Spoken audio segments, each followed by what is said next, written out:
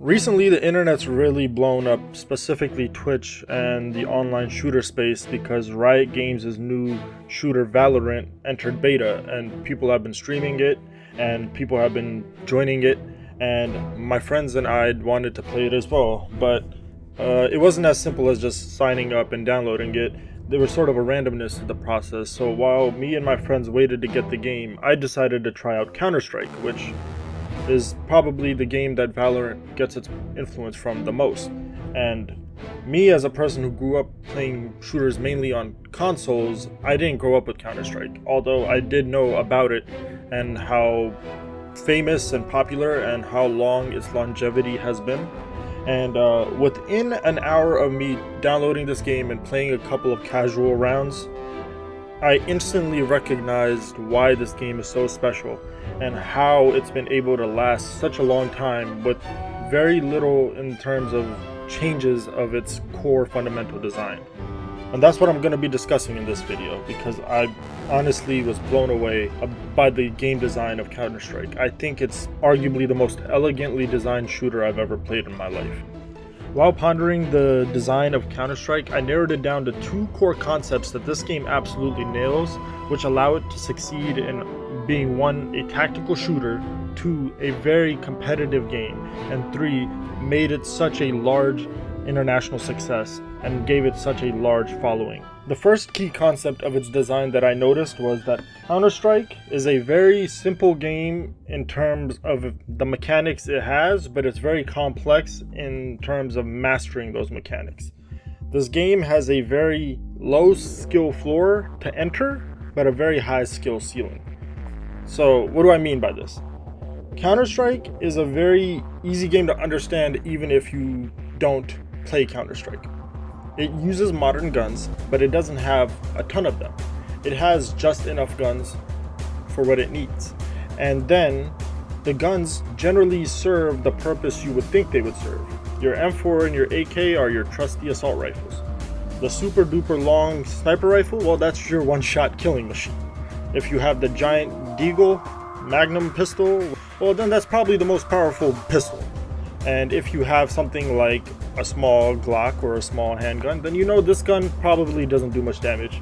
And generally, your first assumption is the correct assumption. The game is very easy to understand.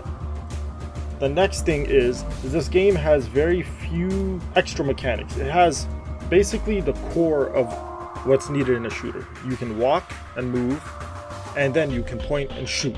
And for the most part, that's all you kind of do in this game. Now, this might seem like an oversimplification, and in some regards you could say it is, but as a whole, the point I'm getting at is that Counter-Strike is a very minimalist game. It doesn't like to add an extra mechanic if it's not needed, or if it can be done by using one of the mechanics that already exists. Let me give you an example. In Counter-Strike, you can control your movement speed, but not in the way that most other shooters would do. In Counter-Strike, there is no sprint. There's no power-up to make you go faster. There's no state where your character just ends up running faster. That's not how Counter-Strike does it, and it doesn't do it that way because it just goes against the philosophy of the game. In Counter-Strike, if you're trying to go faster, you don't activate a faster walking speed. There's only two walking speeds, a walk and a run. But if you're trying to affect your speed any further, that's when you would switch your weapons. Because in Counter-Strike, there's already a built-in mechanic that the bigger your weapon is, the slower you'll move. So a way to make more uses out of that is if you're trying to go faster, you just switch to the smallest thing you have on your arsenal, which is usually your knife. So in Counter-Strike, you can basically do the same actions you're trying to get out of an extra mechanic like a sprint, just by switching your weapons. Counter-Strike has one of the most unique shooting models I've ever seen, and coming into the game, that was one of the things that surprised me the most. Unlike most games where you have a recoil pattern or a bloom where you fire a gun fast and there's a level of inaccuracy that becomes a part of the firing pattern because you're shooting it so fast, Counter-Strike does that in a way that I don't think many other games even attempt. So, like many tactical shooters, guns in Counter-Strike have a recoil pattern, meaning that if you fire them, there's generally a pattern that the recoil will follow. And like other games, you can counteract this recoil pattern. In games like Rainbow Six, when you fire an automatic gun, your screen will move to where the recoil has led the bullets. In Counter-Strike, that's not what happens. In Counter-Strike, generally your screen stays centered at where you started firing the rounds. And it's up to you to 1, know the recoil pattern, and 2, make the proper adjustments needed to counteract that recoil pattern. It makes it so that there's a large degree of skill that's needed to counteract the recoil. And it isn't just learning how to counteract the recoil. Sometimes you need to have the wisdom to know when you should be firing this gun automatic. Because just because your gun can fire in an automatic format doesn't mean you should. For example, if I'm using an assault rifle, at close range, it's probably a good idea to fire automatic because this recoil won't knock my bullets too far off course. But at a distance, through just firing the guns in this game and through experience, I started to realize that I should probably burst fire this gun at range because it reduces the recoil. And it makes it so that I have better control of my bullets and where they're planted farther down range. The second concept that Counter-Strike absolutely nails is the concept of cost versus effect. What do I mean by this? What I mean is, in every action that you can take in Counter-Strike always has some sort of cost associated to it, and in order to get what you desired, you have to give something up. Now, this seems like a very broad concept and something that seems obvious and present in every game, and it usually is. This isn't something that's unique to Counter-Strike. It's rather that Counter-Strike does this in a very effective way, and it does it in a way where every action has a meaningful cost. Let me give you some quick examples. One of the less obvious examples of cost and effect in Counter-Strike is how the game handles weapon switching.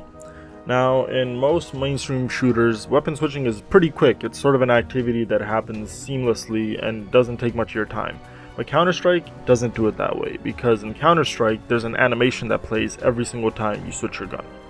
Now, this is here intentionally, and it's there because during the act of weapon switching, you're paying for your ability to switch guns with a moment in time where you'll be left defenseless. And just by adding these small animations during weapon switches, it makes even the basic concept of changing your gun a meaningful decision. Another example, I mentioned walking earlier, right? This game has a walk and a regular run, correct? So you have 2 main ways to move in this game. But they aren't as simple as one is faster and the other one is slower. There's more than just that. When you walk in Counter-Strike, your footsteps make no noise, right?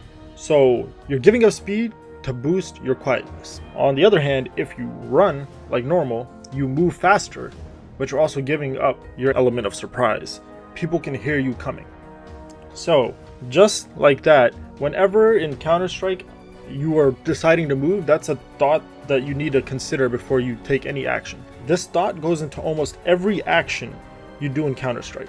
And the thing is Counter-Strike, like I mentioned before, has very few overall mechanics, but these mechanics are not independent. Most mechanics in Counter-Strike interact with each other in very core ways. For example, let's take the movement I mentioned before and the way that the shooting works in Counter-Strike, right? I said that in Counter-Strike, if you shoot the guns, they have very recreatable recoil patterns, correct? But the thing is they're only recreatable if you stand still. The more you move, the harder they are to recreate. So now, there's more than just me trying to decide how fast I want to move when I'm moving. The thing I need to also decide is, am I deciding to move or shoot? Because if I shoot while moving, my movement will negatively affect my shooting. And to gain one, I am losing the other, right? So in Counter-Strike, these mechanics, they aren't isolated. When you decide to interact with one, it's gonna affect another. And what this does is that every action you take in Counter-Strike has to be thought out. And since there's a timer running at all times, because it's a round-based game, you have to make these decisions on the fly. And it makes this sort of thought process and tactical gameplay that basically is the core of what the tactical shooter genre is. It's honestly a work of genius, and it blows my mind that I hadn't played this game up to this point, because there's so many games I've played in my life that I can look at Counter-Strike and I can recognize that this is where that all started. But outside of just the competitive pedigree that these mechanics kind of allow and create, back to the simplicity. Counter-Strike is such an easy game to understand as a viewer that even if I don't play Counter-Strike, I could watch a match and I could generally understand what's going on. And I think that's largely responsible for why Counter-Strike has had this longevity where people have been playing it competitively for over 20 years and it still remains one of the most popular esports in the world, and the game still tops Steam's charts day in and day out. It also gives Counter-Strike a pretty unique quality that I don't think many competitive games outside of maybe fighting games have. And that is the fact that unlike other competitive games like MOBAs or strategy games or even other shooters, there isn't much you need to explain to a viewer in order for them to understand what's going on during a match. Even things like map knowledge are less significant for a viewer because in Counter-Strike, when you're spectating, there's a map in the corner of the screen that honestly conveys the story pretty well of what's going on in the current round, because most of the maps aren't layered in Counter-Strike. So generally the cone of visions touching each other generally means that these two people can see each other. I originally started playing Counter-Strike just so I could prepare for a different game, but as I played it more and more, I started to really enjoy it, and now I find myself going to this game every couple days just to get a couple rounds in. And as I've gotten into the Valorant beta and I start putting matches into that game, I look forward to comparing these two games in the ways they do things similarly, in the ways they differ, and just to give my opinion on what I prefer. Before I go, I think that Counter-Strike is one of those games that I think everyone should at least give a shot. It's free, it runs on almost anything, and it's one of those games that's very important to the whole gaming landscape that I feel like there's a lot of appreciation people can find out of its design, as a lot of their favorite games probably have been influenced by it sometime down the road.